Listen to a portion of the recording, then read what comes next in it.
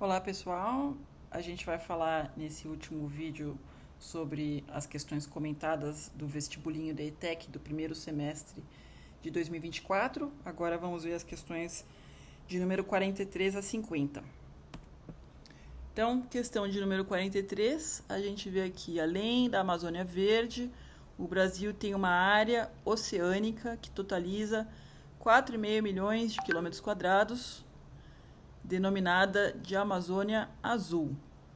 Rica em biodiversidade marinha, a Amazônia Azul se estende de norte ao sul ao longo da costa brasileira. Na Amazônia Azul existem depósitos minerais como petróleo e calcário.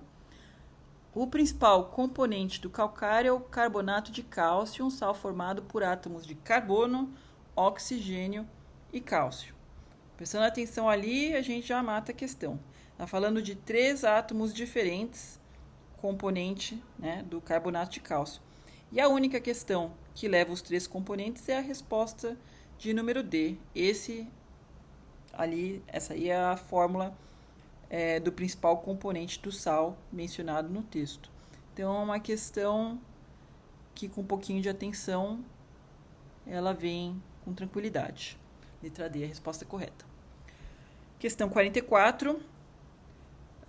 Está falando da origem dos combustíveis, né? Então, quando o petróleo é extraído, ele é separado em diferentes frações por um processo determinado de destilação fracionada, que não importa muito dessas frações, obtém-se gás natural, gás liquefeito, Aí, a origem deles.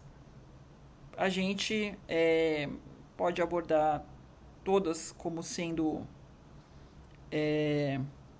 possíveis, se a gente não sabe de antemão, né? Dá para eliminar as questões, mesmo que a gente não soubesse que fosse fóssil, a gente sabe que o petróleo não vai durar para sempre. Então, dali a gente já consegue cortar 2 ou 3 questões que falam que seria fonte renovável. O A não pode ser, porque não é renovável, D e E. Aí sobra só a questão de ser fóssil ou não fóssil. É algo que tem que conhecer. Petróleo é de origem fóssil e como a gente não pode produzir fósseis facilmente, a gente não consegue reproduzir o processo que a natureza levou milhões de anos para desembocar no petróleo que está debaixo da terra. Então, a resposta correta é que o petróleo é de origem fóssil e não é renovável. Então, resposta B. Aí na questão 45, tem um quadrinho e a gente pode interpretá-lo rapidamente aqui. Então, tem algo que eu depois entendi que ou é uma pessoa, ou uma representação de uma pessoa. E aí fala que a vida segue viagem num vasto oceano de possibilidades. Então, a pessoa está ali esperançosa, né? Ela vai lá e se atira e fala, tarefa difícil alcançá-la, mas o simples fato de tentar, aí a pessoa já está sentindo assim, estou tentando, já estou arrasando. Já faz de mim uma pessoa muito, mas muito... Aí o último quadrinho vem a parte irônica, né, especial, sendo que ele cai no local onde tem muitos outros que trilharam esse caminho antes que ele. Então, de certa forma, aí apontando o fato que o simples fato de tentar não resolve a situação, né? Não abre todas essas possibilidades de fato. Aí fala, a tirinha utiliza a ironia para evidenciar que apenas o esforço, agora, palavra-chave apenas, venenosos em determinadas situações, não então, traz resultados favoráveis ao indivíduo. Ele descreveu a diferença, levando à decepção vivenciada por outros. Menciona uma rã, para evitar esse tóxica, desfecho, sem negligenciar os projetos de vida, da terra. Aí aqui a gente vê os bons conselhos e os maus conselhos. Então, letra A fala ignorar a experiência anterior. Fala, animais, é importantíssimo aprender com os erros denominados dos venenosos, outros, não os, tem glândulas já de veneno, pra gente tempo, mas não possui aparelho inoculador, erros, ou seja, não tem dente ou letra B, permanecer dentro do que é conhecido, não, o envenenamento não sai do lugar. Ele é passivo. Letra C, imaginar cenários otimistas, então aquela pessoa que só pensa, vai dar tudo certo, no caso daquele não se planeja, e aí não dá. Por outro lado, os animais confiar nos instintos possuem e ou modificam aceitarem discriminadamente produzem qualquer opinião dada algum veneno, não, né? e Então a letra possuem D é que alguma faz sentido. estrutura para Elaborar planos de ação, injetá-lo considerando na os sua possíveis presa obstáculos ou à predador, né, se for no concretização caso de de objetivos. defesa, Então, como por exemplo falar do que algumas pode ter espécies errado de também é serpente, importante. de E escorpiões, isso ajuda nessa aranhas, questão aqui. himenópteros, De número 46, a abelhas, questão formigas e vespas, fala... etc. Então, a gente tem que identificar aqui o que é que está batendo. Na letra B ele fala os animais venenosos como o peixe baiacu, e de fato é venenoso porque ele não vai de propósito inocular, só se você comer que você vai se envenenar, são capazes de injetar toxina, são incapazes de injetar toxina, mas podem causar o envenenamento ao serem ingeridos por seus predadores. Perfeito, é a letra B. Eles não conseguem injetar de propósito. Aí a gente vai ver o porquê que as outras estão erradas. A letra A. Qualquer animal que usa toxina para se defender, ou subjugar uma presa, possui, além de glândula de veneno, estruturas especializadas como o dente e ferrão. Não, o baiacu não possui. Letra C. Algumas serpentes são animais peçonhentos, pois produzem ou modificam algum veneno e não possuem estruturas? Não. Para ser peçonhento, tem que ter a estrutura inoculadora. Então, não é assim. Letra D. As rãs são venenosas, porque produzem potentes toxinas que são inoculadas. Não. A rã não inocula, ela é passiva. Então, está errado. Letra E. As aranhas e escorpiões são animais peçonhentos, porque quando pressionados ou atacados, eliminam passivamente por contato? Não. É uma coisa meio confusa, porque tem uma aranha, a tarântula, que é a aranha que só de encostar já envenena, e outras, no último parágrafo, que tem a estrutura inoculadora. Então, a aranha não é um bom exemplo. Podia ter ficado só com o escorpião aqui nessa questão, nessa letra, mas eles não são passivos. O escorpião, ele, se é atacado, ele responde, ali que faz dele ser peçonhento, não somente venenoso. Então aí também está errada. A resposta correta dessa questão é a letra B. Essa questão 47 aqui, que vocês estão vendo marcado, infelizmente está incorreto. A cabanagem, uma das chamadas revoltas regenciais, ocorreu em meados do século XIX na província do Grão-Pará, e ela, na verdade, se caracterizou pela combinação entre as reivindicações populares por melhores condições de sobrevivência e o desejo de ascensão política de grupos locais de médio e alto poder econômico.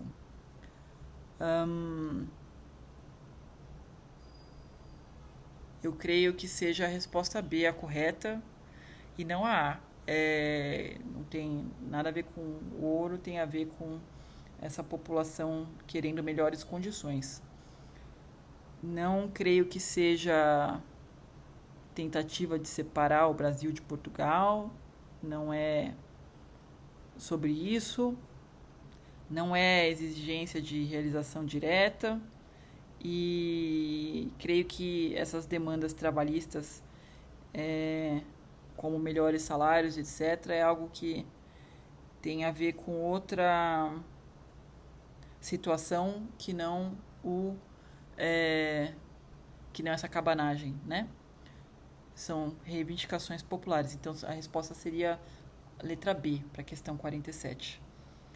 A questão 48, aqui a gente fala do que há milênios os seres humanos utilizam os corpos celestes como ferramenta. Sim.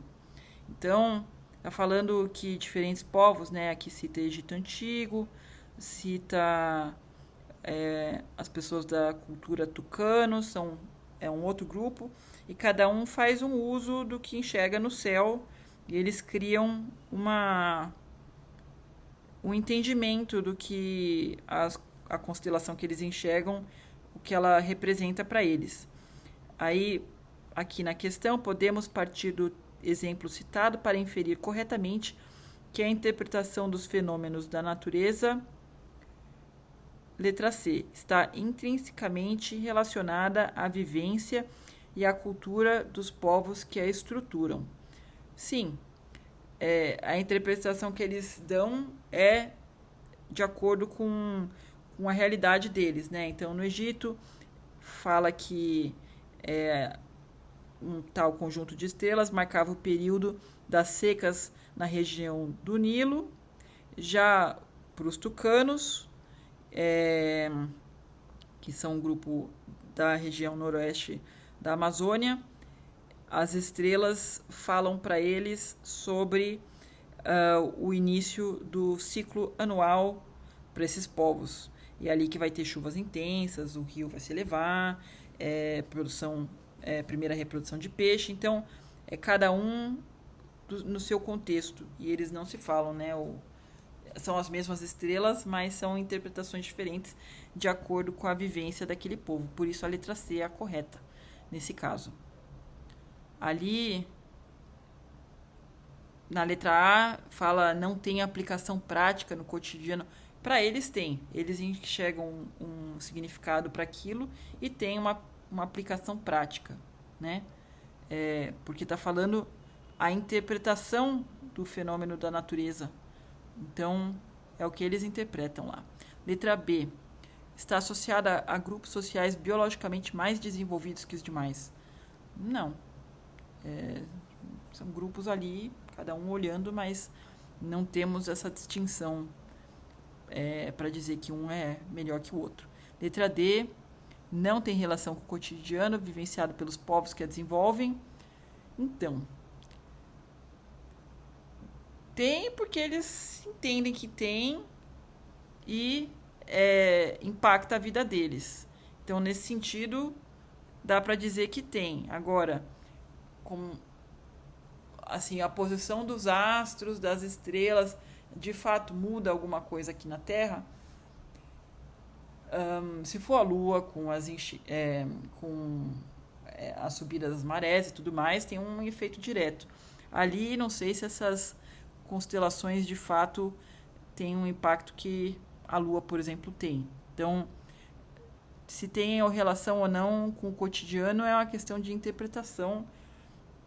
Eu entendo que não seja uma resposta correta. Essa interpretação deles tem relação com o cotidiano que eles vivenciam. E a letra E é realizada sem fundamentos teóricos ou observações da realidade. Não, eles estão observando a realidade e estão fazendo a interpretação deles. Então, creio que a resposta correta seja a letra C. Questão de número 49. A outra questão a confirmar está falando que na visão predominante daqueles dias significava avançar sobre a floresta. A mentalidade era de uma verdadeira batalha entre civilização e natureza. A cerimônia de inauguração do primeiro trecho, com 1.253 quilômetros, então está falando da inauguração de uma estrada muito, muito grande, ocorreu em um ponto a 5 quilômetros de Altamira. Para quem sabe onde Altamira fica, isso ajuda. Com a presença do então presidente da República, o Médici. O trecho faz referência. Está falando de alguma estrada importante, alguma coisa que impactou o país. Por conta do contexto da prova, por mais que eu não tenha certeza absoluta, eu suspeito que a resposta correta seja a letra C, numa rodovia transamazônica. O Médici está ali, creio que esteja nessa esteira aí da ditadura militar. Então, pode fazer sentido ser C.